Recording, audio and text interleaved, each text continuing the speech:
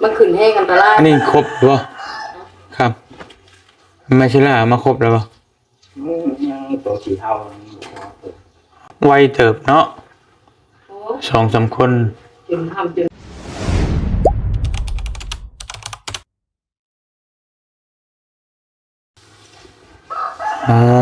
พี่น้องเนาะกราบจากทายสบายดีพ่อแม่พี่น้องเบิดสุขูสู่คนพี่น้องเลยบ่ว่าสิอยู่ในและก็ต่างประเทศเนาะก็ยินดีต้อนรับเข้าสู่ช่องบ่เต็งท้องบ้านนาคือเก่าพี่น้องเลยมื้อนี้หลังจากที่เฮาอ่าเนาะอยู่บ้านอยู่เมืองไปซอยงานศพของป้าแหละพี่น้องเลยก็พอดีแวะมาเยี่ยมมายามเบิ่งเฮือนไม่เท่าก่อนพี่น้องมีตู้เฮียน เป็นก่อต่อเติมลงไปอีกหอดใส่ระบบบุพี่น้องไวเติบเนาะโธ่และสบายดีมิตุเอ้าคือคักนี่แท้เฮือนงามเนาะ งามเลยเนาะ งามอยู่บ่ ใหม่ใหม่งามหมด พี่น้องเลยใช้พุทธ หมูเมียบ่ แม่นเข้ามานั่นแหละมาช่วยกันมาช่วยเพื่อนดีเพื่อนนั่นสร้างเอาผักเที่ยงบ่เป็นยังน่ะเฮ้อ แม่ฮะเป็นปลายมือบอก พอแล้วเขาพริกพงกับตาสวย แซ่บใส่หมักพริกอ่ะ มาไว้นะก็เป็นละหรือว่าเป็นนั่นจิหรอกคือมันเจ๊เกลือบอก เจ๊เกลือเริ่มเข้าตาจะเจ๊เกลือ เพราะเจ๊เกลือก็มาอยู่นะแล้วเกลือนี่ เอามาจะอีกโอ้ยเมื่อยเลย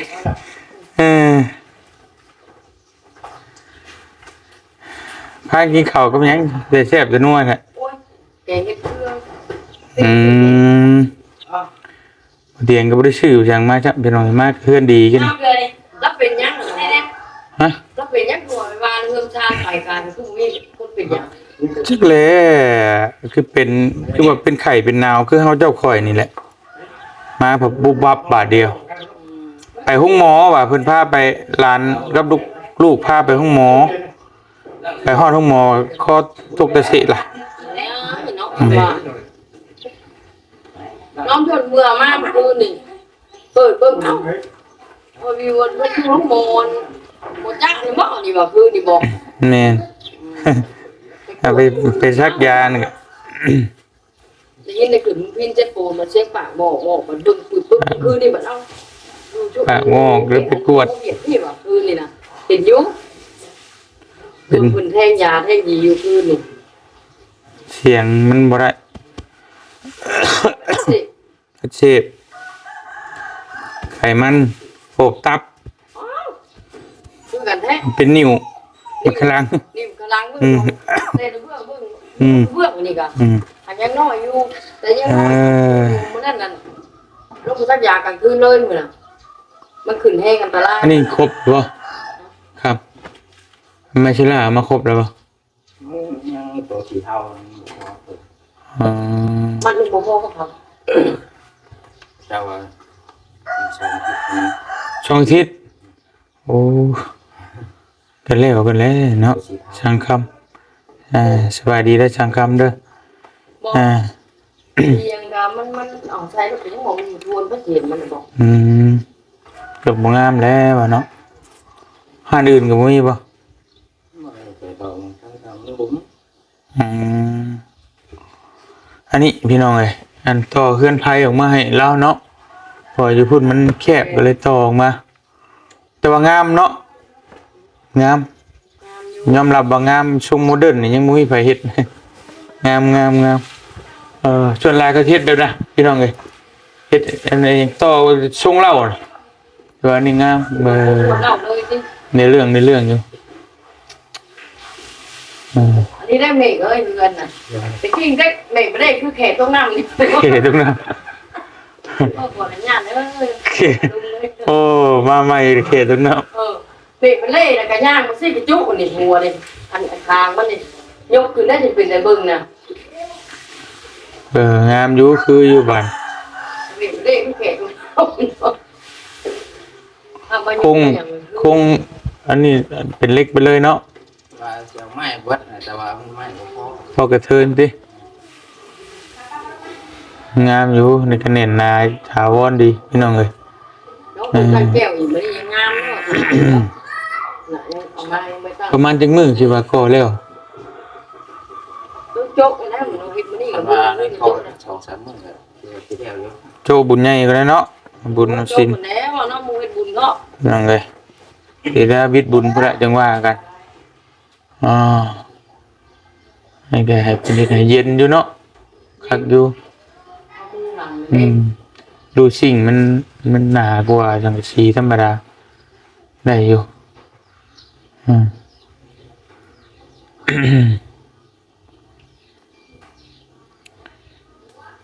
นี่ก็คือสินั่นอยู่แล้วก่อนโตยังบ่เทตรงนี้เนาะ กันเปื้อนเด้ พอแล้วเอามาอีก อ๋อรถอัน รถ อืม สายรถนึงให้ดูนะ ใช่ก็สิกลัวอยู่กระโรกดิ อืม ตัวพวกก็รู้กันยังเดี๋ยวว่าได้รถป่าครับ อืม โอ้อันกะโลกะเสียปีนี้ปีเดียวก็มันก็บ่มีแล้วเนาะเอาไปเล่าพี่หนานพี่ไล่แล้ว อืม มันก็บ่มีแล้ว บ่มีก็เฮกแนะนาให้จักได๋ บ่เคยชื่อนี่ชื่อนี่เบิ่งโอ้ยเพื่อสิเป็นเพื่อนกับ โอ้โทบ่ได้ง่ายเออ ต้องน่าจะ200,000กว่านี่มันไล่เบิ่งรวมหมดนี่ แนวแหละ แล้วไปซื้อเล็กน้อยอันนี้คือก็คือสีกาเรียกว่า1,700 1,800ของน้อย เครื่องแพงของมือนี่บ่คือตะกี้พี่น้องเอ ๆ อ แต่พันไปเนาะมันสิว่ามี40 50 ยังเล็กก็ไม่ยังเป็น10ในการหาตัวมามัน10 เซนแบบ มันขายได้เช่น ห้องทักษิณ พอกระเทินกันเนาะ บ้านเราก็มีเยอะแต่ไม่เคยคุยใช่ไหม มันดื่นเด็กหน่อยก็เอามาแล้วเด้ใช้ก่อนก็ได้อืม เมื่อก่อนเรา10 เซน5 เหรียญตอนไปซื้อเล็กนี่ อืมจ่ายเงินน่ะบ่ ย่าง5 เหรียญมีสารบิน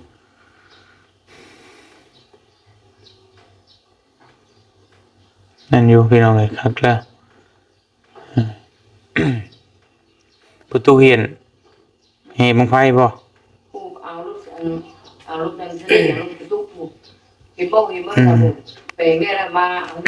เอาจะนอนเพิ่นมาเสากินเอาพันเอาไปใส่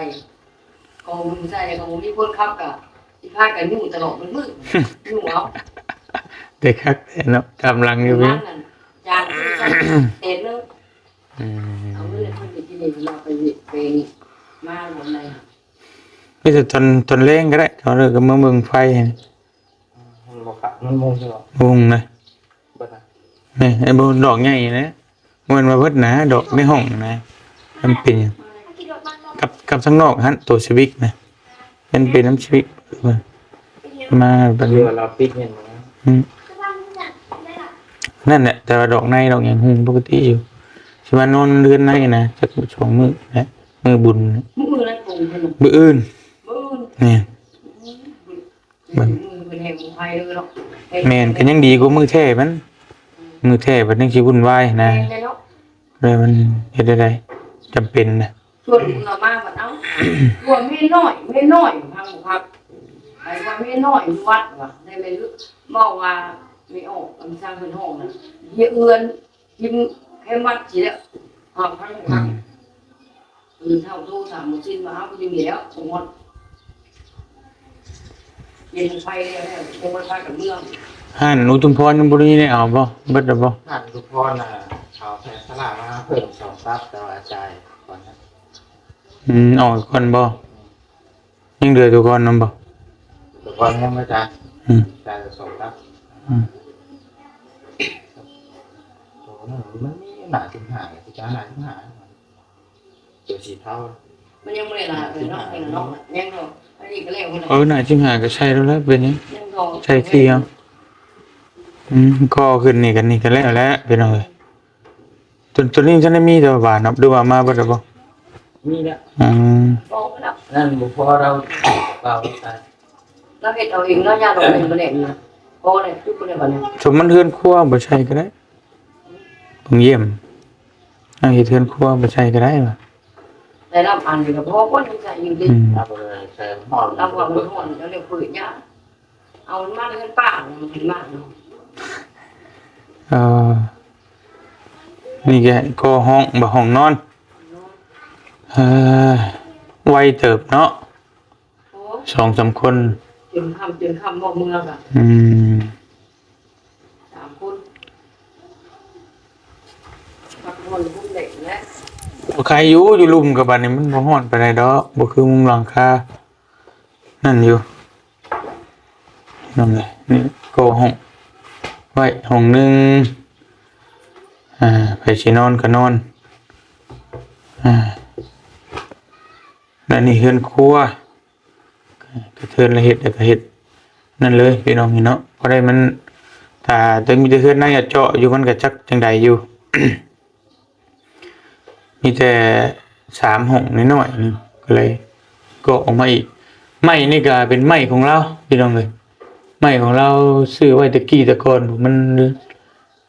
บ่ได้เฮ็ดหยังก็เลยเอามาคุก ชื่อเอามายางชื่อของร้านโป่งปุ๊บยังบ่ได้เฮ็ดหยังนี่มันกัน พอดีเลยมาใส่นี่นั่นเลยพี่น้องอันนี้ก็เป็น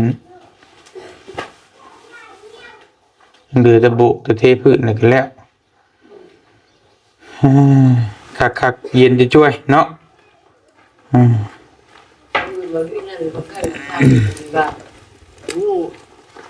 มันก็พากันได้ยินแล้ว ดิดบุญจังมาเฮ็ดเย็นพี่น้องก็อยู่ข้างล่างเนาะเย็นบ่คืออันนั้นบ่คือเฮือนนั่นน่ะมุงสังกะสีแต่ว่า ว่าจะขึ้นเพื่อนของไม่ยอมนอนลูกติ๋มมาเลยพ่อกับแม่จะนอนนี่เหมือนตัวเอง เอาเตียงน้อยก็นอนนั่นก็ได้เท็ด พ่อเตียงเนี่ยเพิ่นเอาออกแล้วเอาเนียงเข่าเนี่ยเตียงจะได้ออกเช้านี่เพิ่นแหวออกมันบ่ล้มเนี่ยเตียงใหญ่จะซื้อฉากนี่พุ่นน่ะกูฉากเนาะนั่นอยู่เลย โอ้ย อันนี้ก็ไปเอาเพื่อนเนี่ยสิงนั่นแหละมาแล้วปงหลบปงดีก็ได้มาแล้วมาเอานี่ได้บุกไก่เนี่ยเปลี่ยนบานเด้ เปลี่ยนมาแล้วติ เปลี่ยนแล้ว Ừ. เปลี่ยนแล้วท่านแต่ว่าไปเพื่อนให้เอาไม่แค้นเอาไม่แค้นหนึ่งเท่าท่านบอกเอาวันนี้ก็ไม่แค้นหนึ่งไรเงินคืนไหนอีกเพื่อนเราบอกเอามันเป็นลมเป็นเลมขึ้นพัดชาเมื่อไปแก้วอันนี้เพื่อนเลือกมาแล้วเลยได้มาจะลงกลุ่มเป็นของผู้ใดนะ3 มื้อมาแล้ว3 มื้อ4 มื้อนี่เดี๋ยวนี้มันมาจะโทรบอกมันไม่ต้องพิง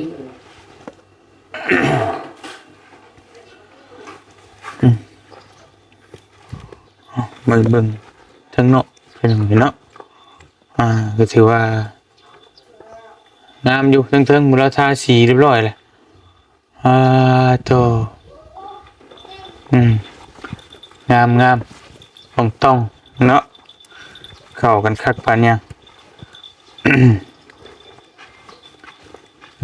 ไปตรงนี้กันแล้วไปแล้วเป็นจังไงเนาะ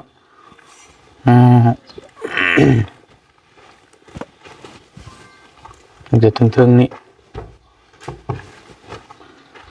ให้น้องเฮ็ดให้พี่น้องเลยสิจ้างสร้างก็บ่มีเงินจ้างให้น้องเพิ่นเฮ็ดให้เพิ่นกินน้ำกินในเล็กๆน้อยๆแหละเนาะโตออกมาประมาณนี้แหละพี่น้องเลยว่าได้พี่น้องเลยงามอยู่บ่เนาะบ่เตียงก็คิดเห็นแบบนี้แล้วมัน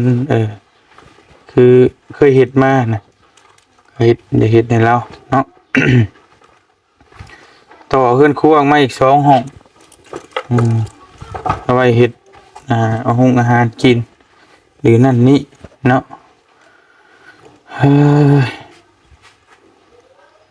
เย็นอยู่พี่น้องเอ้ยบัดนี้คักแล้ว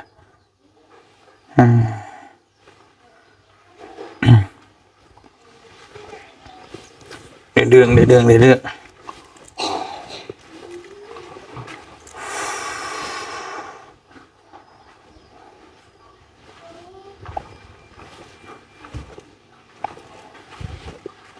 แต่ทั้งเทิงนี่สิฮ้อนพี่น้องเฮือนแบบนี้ ทั้งเทิงฮ้อนทั้งลมเป็นเย็น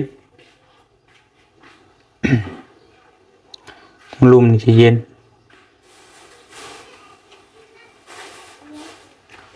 ทั้งเทิงนี่ฮ้อนแน่นอนเนาะ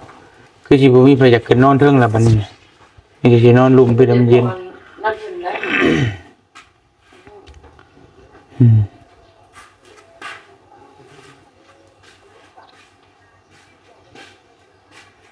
เครื่องสร้างเครื่องหยังสิหกนี่เนาะโอเค ของเพิ่นบ่ได้ อืม ผมสร้างมันที่แต่ อืม มันยังบ่แล้ว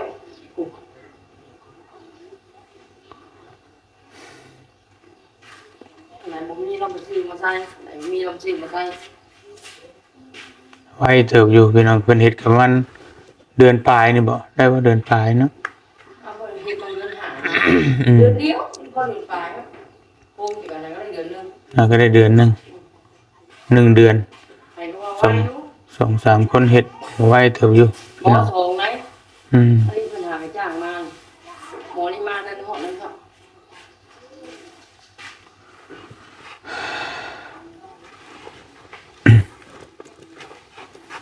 พาโตฮ้อนขนาด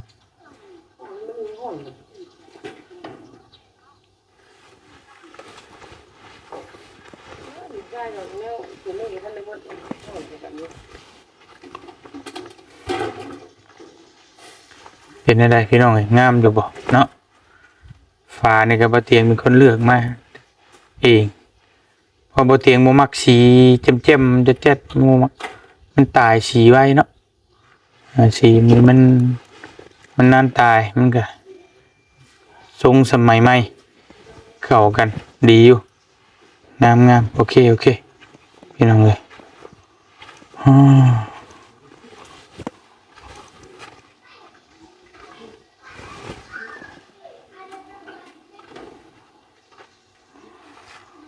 ไปอันนี้พี่น้องเอ้ยบ้านนี่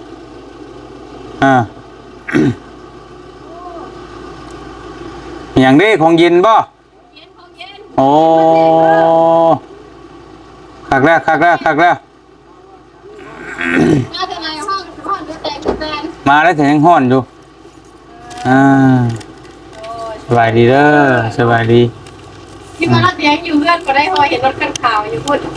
มันบ่ได้นอนแต่คืนนี่ด้วย เพื่อนไปตู้ก็ แม่นก็ได้ ของเพื่อนมาตกใจปาร์ตี้แล้วมีพวกให้เรา2,000แล้ว ไม่ก่อนไม่คมเนาะ บ่ตกใจดอกราชีว่าเด้อ ตอนนั้นคงมันพอแล้วก็ อันนี้เพื่อนเรา เฮ็ดได้เด้น่ะเนาะต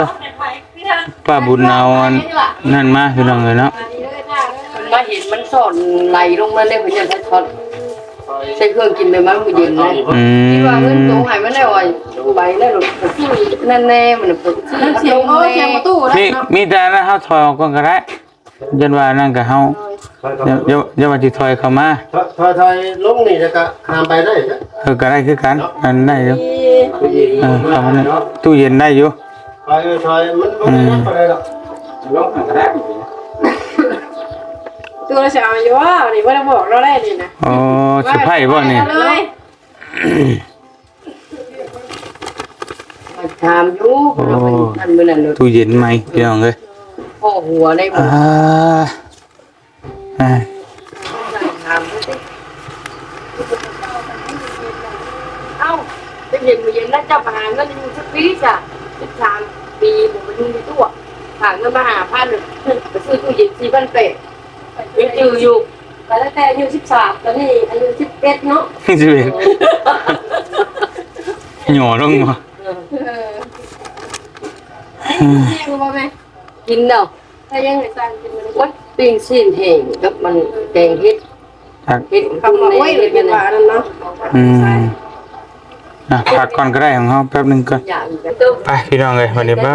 เปิดภาพมาวันนี้เพิ่นก็กินมะไฟ เด้อของฝาก มั จะ น ต้อง เงี้ย แซว บ่